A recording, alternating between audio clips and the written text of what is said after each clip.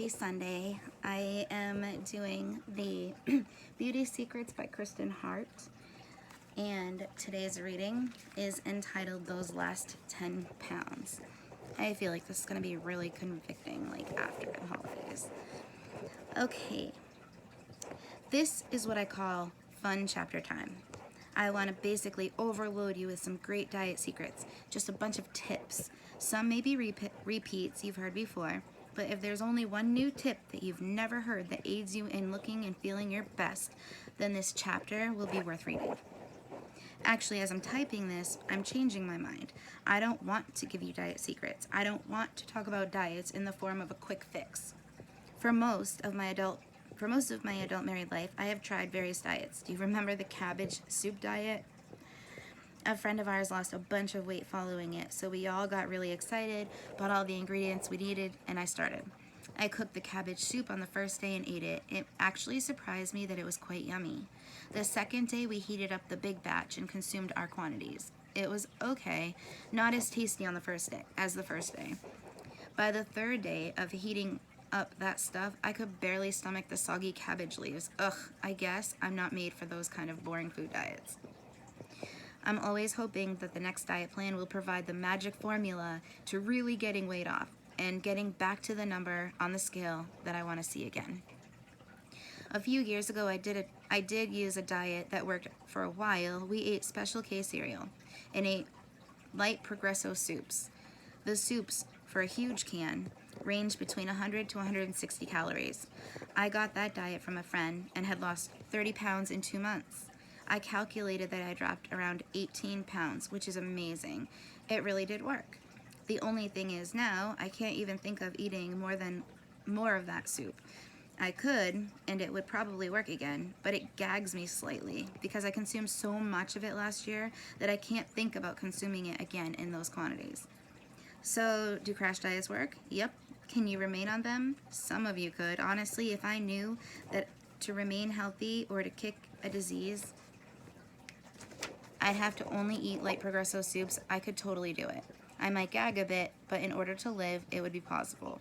The question is, do I want to eat those soups on a regular basis? No. I love variety, so I love baking and cooking. With so many strict crash diets in the marketplace, so many can't be maintained. If they could, there wouldn't be a need for any more new breaking diets. Everyone that wanted to lose weight would just be able to do so by following that one diet, and the world would be a happy, skinny place. I have gained 20 pounds since I married Dave 25 years ago. I'm not obese, I'm not overly fat. I've heard that the average woman gains a pound a year when she's married. I am smack dab average. The only thing is, I don't want to continue being average. The more pounds, please. Oh, no more pounds, please. I would love to be back to my marriage weight, though. The problem is, I don't want to just limit myself to eating certain soups or cutting out bread and carbs, which I happen to love. That brings me to decision time. Am I willing to stop eating foods that I enjoy to get back to my desired weight, or am I satisfied being 20 pounds over my goal weight, but to still have the freedom to eat what I want? The last option has been winning, but with moderation. And the other day at the gym, I was thinking, I eat properly, I go to the gym, and still, I'm staying at the same weight. Perhaps I should just be satisfied where I am. Then I went home and tried on the bathing suit I bought last season for this summer. Wrong. Guess I never want to be just satisfied. Age and DNA are catching up. I really have noticed a metabolism difference since hitting 40.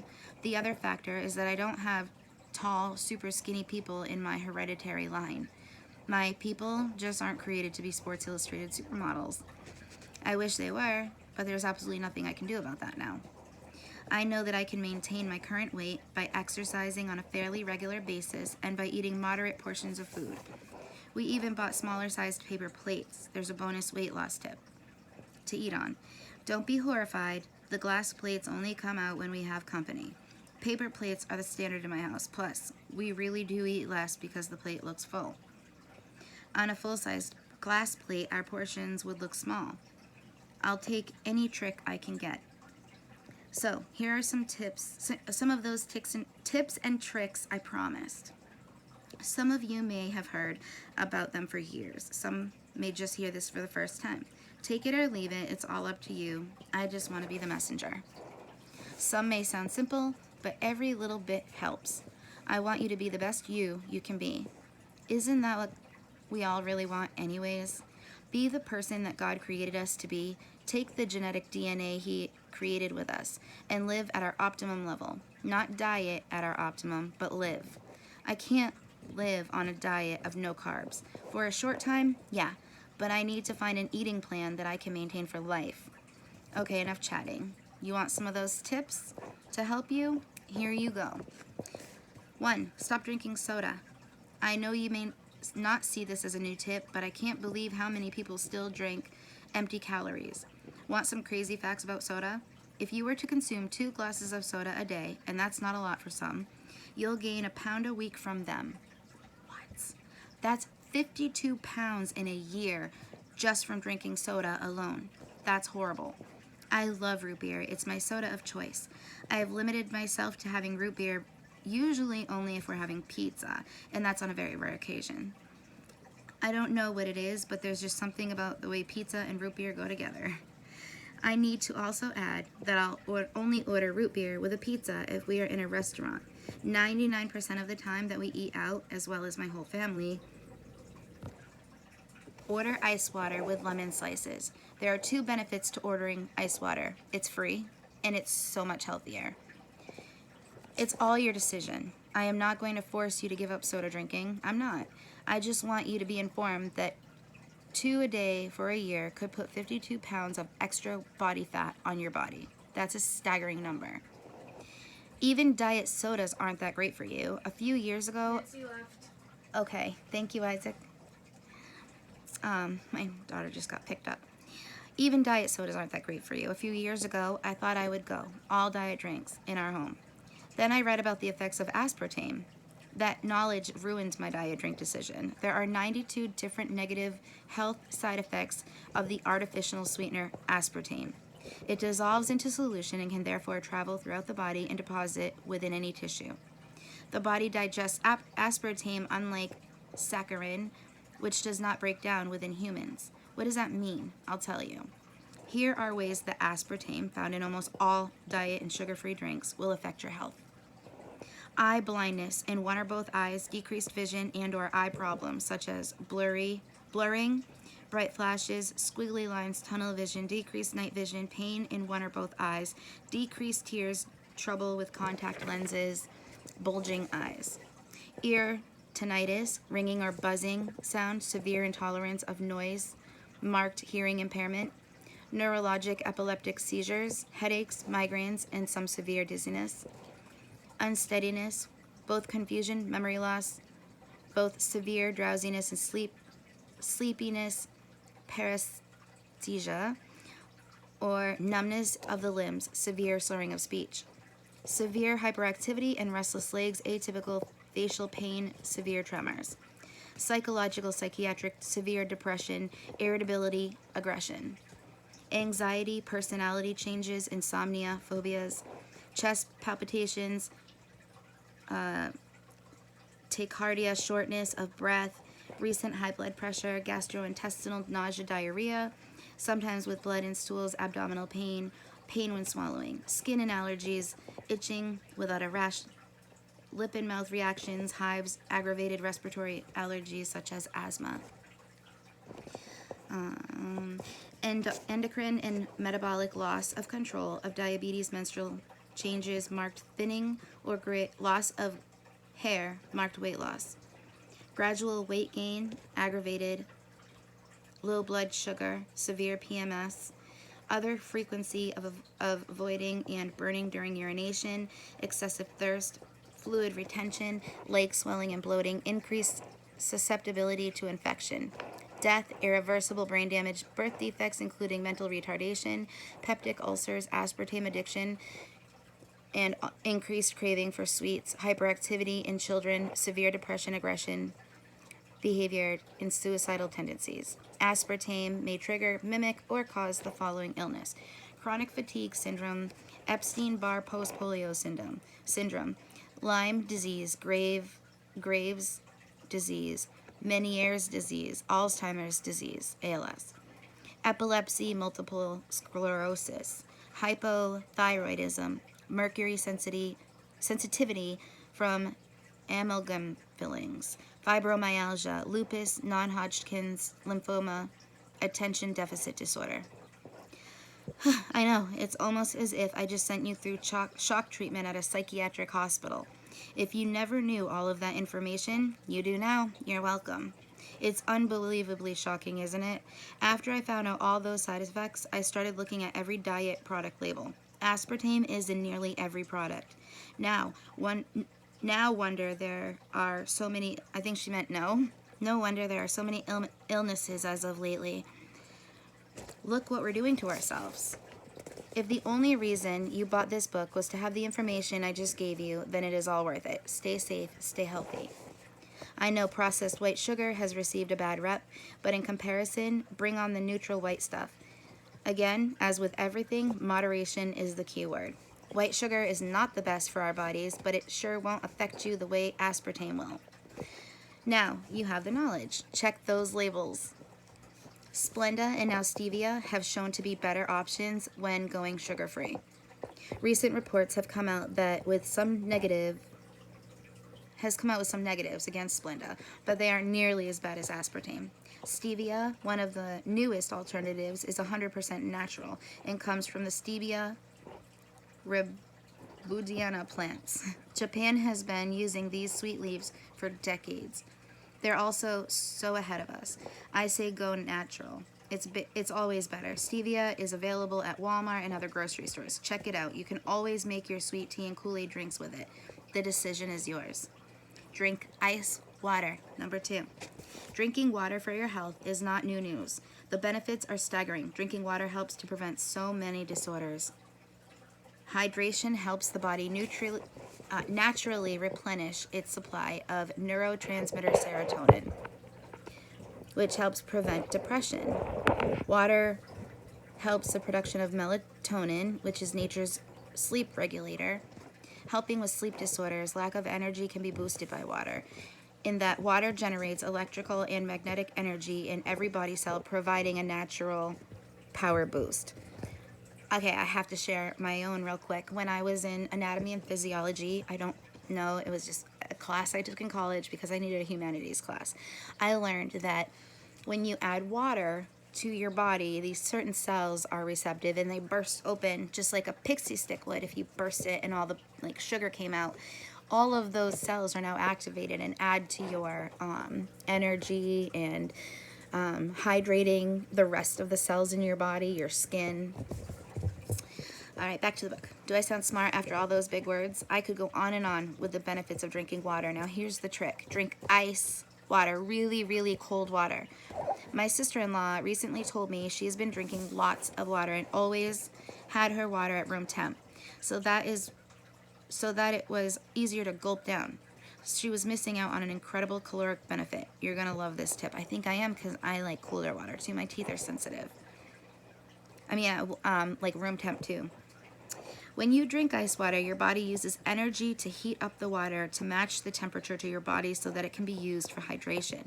The colder the water, the more energy it takes to heat it up. According to the American Heart Association, the average person is supposed to consume about 64 ounces of water a day, or 8 8-ounce glasses. This averages to about 64 calories burned, depending on the temperature of the water and your body. The colder the water, the more calories you burn. Now, isn't that fun? You're drinking a 0-calorie beverage that actually burns calories for you. Take it cold, my friends. The colder the better. Happy calorie burning. Before going out to a gathering where you know there's going to be lots of food that you don't want to eat, drink a good amount of water beforehand. Now, in my opinion, party food, especially finger foods, are a pure delight and so yummy. I could almost live on appetizers alone. Seriously, who doesn't love a mini pig in the blanket? Ugh. But if you are in the lose weight mode and can't bear to splurge on a spread of appetizers, make sure you drink plenty of water, calorie-free, beforehand and during the gathering. The same trick goes for eating out at a restaurant. If you want to avoid eating too much, too many chips, or too much bread, just keep sipping your water. It really does fill you up. Plus, drinking extra cold ice water during your meal puts you in that negative calorie mode. If you're full halfway through your main course, stop eating. Take the rest home for lunch or the next day. There's nothing worse than going beyond your full limit and feeling sickly stuffed. Eat slowly, drink lots of water, and you'll soon find that you can't finish the amount of food that you used to be able to eat. Number 3, chew gum. What? I know this seems like a weird one. Here's when to chew gum. When you're cooking or baking. I'm probably the #1 abuser of the don't nibble the food while baking. I am really bad too. That's the hidden beauty of baking cookies though, isn't it? Snacking on the dough. Oh, it's so good. I actually love brownie mix with chocolate chips. Cake batter, yum. Frosting, even yummier. See? This is part of my problem. I don't think about all the calories I'm consuming while baking and cooking. A nibble here, a nibble there, and the calories add up. Stick a piece of gum in your mouth. Having your mouth filled with a calorie-free gum, especially mint flavored, will cut the desire to nibble on cookie dough and other delicious treats while cooking. Also, it's important to get one that's good for your teeth. And there's a word, and I believe it starts with T. You'll see this T word, it's a long T word, free stuff, like on gum, get that one. Because whatever that T word is what eats away at your enamel, and it's really bad. I know this because for a period of time, my daughter had some sensory processing disorders and oral, like a fixation. She needed to have something in her mouth. And so her doctor just recommended chewing gum throughout the day. And so she had to have a certain kind. Now, if you're determined to eat enough cookie dough, it won't be too difficult to take the gum out and stuff the cookie dough in. But if you're serious about cutting calories, it's a good tip. Number 3, fill up on negative calorie foods. Negative calorie foods, really? Well, here's how it works. Below is a list of foods, if eaten without dips and toppings, actually burn more calories in their digestion than they contain in their natural state. So, you can eat these foods with their natural amounts of calories, but those calories disappear when the body metabolizes them. Pretty much magical food. See, I totally believe that God has created the foods we need for healthy living and consumptions. Eat away, my friends. Eat away and be skinny. I might post a picture of this later for everybody, but the top negative calorie foods are oranges, strawberries, grapefruit, I think I knew that one, carrots, apricots, lettuce. The greener the better. Romaine is really good. I know the iceberg lettuce is mostly just water, but it's free. Tomatoes, cucumbers, watermelon, apples, celery, tangerines, zucchini, cauliflower. And then number 3, eat breakfast, or 4. See, I told you some of these tips would seem so simple, but eating breakfast is one of the best things you can do for losing weight. Research shows breakfast eaters are more successful at long-term weight loss than those who skip the meal. It jumpstarts your metabolism, prevents you from getting so ravenous that you'd overeat later in the day, says Bonnie Taub Dix, RD, a New York City-based spokeswoman for the American Dietetic Association. In a perfect world, I could eat one large bowl of Lucky Charms every morning. I love Lucky Charms. I loved them as a child, and I love them as an adult. Unfortunately, I don't think eating a bowl of them is the best way to lose weight, even though it does fall in line with the eat breakfast tip. I read that some supermodels only eat fruits in the morning up until the noon. If you ate only the negative calorie fruits that I listed, it would be as if you're jump-starting your metabolism in the morning and burning calories at the same time. The single most important rule when it comes to breakfast for weight loss is eat something. While a healthy, well-balanced meal is preferable, the truth is that you will be better off eating half a toasted bagel, a cereal bar, or even a quick pastry than eating nothing at all. By the time you get up in the morning, your body has been without food for at least 6 to 8 hours, which means it is then running on fumes. If you don't have anything to eat in the first 60 minutes of being awake, your body will start burning off muscle tissue in order to feed itself. This will set off a cycle that will affect your glucose, blood sugar, causing you to crave more sugar, carbs, throughout the day. My favorite breakfast in the world is cereal with almond milk. We made the move to almond milk a few years ago. Whole cow milk is a bit gaggy to me now. Sorry to you whole milk drinkers out there. Almond milk with Special K cereal is a traditional breakfast. I think my liking towards a bowl of cereal in the morning is one of the reasons why I never was successful on the Atkins diet. I was so tired of bacon and eggs that I wanted just some cereal. I will also, if I print that up, I'm going to print that up. I'm going to share some of the things that worked for me. Not making this about me, I'm just trying to show it worked for me and really helped out a lot. I did lose over 100 pounds at one time, just changing the way I eat and working out every day. And it did have to become a lifestyle change because it wouldn't have stayed off. I did get some back. Okay, go. Choose your breakfast items of choice. Now, I believe it's quite obvious that the consumption of donuts every day is not the wisest of breakfast choices. Eat, but be wise. Oatmeal, eggs, whole grain toast, fruit smoothies, plain fruit, breakfast bars, and cereals, healthy cereals, are all great choices. Get your metabolism going and enjoy something healthy to eat within the first 60 minutes of your morning.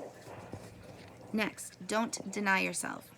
Okay, so I understand that the reason that so much of America is obese and out of control weight-wise is because we have not denied ourselves when it comes to eating habits. It's true. We have become so accustomed to grotesquely sized portions and no control in what we eat. Don't get me wrong, I'm not saying that a diet tip is to eat whatever you want, anytime you want. Unfortunately, when you completely give up the foods you love, a person will tend to find something else to fill the void of that food. You will either fill that void with an unhealthy new habit, or you'll deny yourself to the point of going slightly insane and end up eating unreal amounts of food that you were trying to stay away from. Have you ever done that? Honestly, I have. I have too. I tried to do a period of no chocolate. Chocolate just happens to be my absolute weakness, and something in my system desires it really does. I wish it weren't true, but it is. So when I thought to myself, I will not eat any more chocolate at all I could think of was how much I wanted some. I went without chocolate consumption for as long as I could. Was it 2 days, maybe 3? Finally, I got to the point where I told myself, who cares? You're in charge of your own body. If you want chocolate, eat some chocolate. I did. I overdid it. Then I could have used a drink to deal with the feelings I had afterward. Couldn't find a free one, so I turned on Dr. Phil. That's what you get for free. The moral of the story above, if you want some chocolate, have some. The key word here is some. If I can have a teensy snack of 10 chocolate chips and I find that I'm actually quite satisfied, I'm happy. A few chocolate chips will not destroy my figure. I feel satisfied that I have had my chocolate fix without going overboard calorie-wise. It's a win-win. Moderation is our weight loss friend. So like she said, like a handful of chocolate chips is better than going out and buying like a Snickers bar with the peanuts and the caramel and the nougat and everything. It's true. It's your decision. Eat what you want to eat. Do what you want to do. But if you want to obtain certain goals, you have to follow certain protocols. It doesn't have to be miserable. It has to be a life change. So it has to be something you're okay with, honestly. Eat slowly. Gotta be honest, this is not one of my favorite tips. It drives me crazy when I'm at a restaurant with a group and there's that one person, everyone's sitting around waiting for them to finish their meal. Come on, we have places to go and things to do. Studies have actually shown that eating slower can help you lose weight. Just by eating slower, you'll consume fewer calories, possibly even enough to lose 20 pounds in a year by just eating slower. Sounds impossible, doesn't it? Here's how it works. Your brain takes 20 minutes to register that your stomach is full. If we eat fast, we actually eat past the point of fullness, and by the time our brain registers full, we're actually stuffed and have eaten past the point of healthy fullness. If you take less bites and eat considerably slower, at the 20-minute mark, if we have eaten a proper amount of food, our brains should tell our bodies, stop eating, you're full. The difficult part of this tip is to actually listen to our brains telling us to stop eating. I know many times when I feel full, I tell myself that I am good to go. The dessert menu comes around. Did you save room for dessert? It all sounds and looks so good, and we feel that we actually do have room left for dessert. After that dessert is when it starts to hurt. Cramped fullness, bloated bellies. If we had just listened to our bodies. I do that a lot too. I'm like, why did I eat that? I knew I shouldn't have eaten that. Did you know that there is actually a slow food movement? Those are some serious slow eaters. A slow food movement with its own slow food manifesto. I won't be purchasing one of those manifestos anytime soon, but I will put into practice that wisdom of eating slower and listening to my brain tell me when I have had enough to eat. Hopefully, some of these tips will be helpful to you, helpful toward making you the best you possible. I believe that God desires for us to thrive in body and spirit. It's all connected.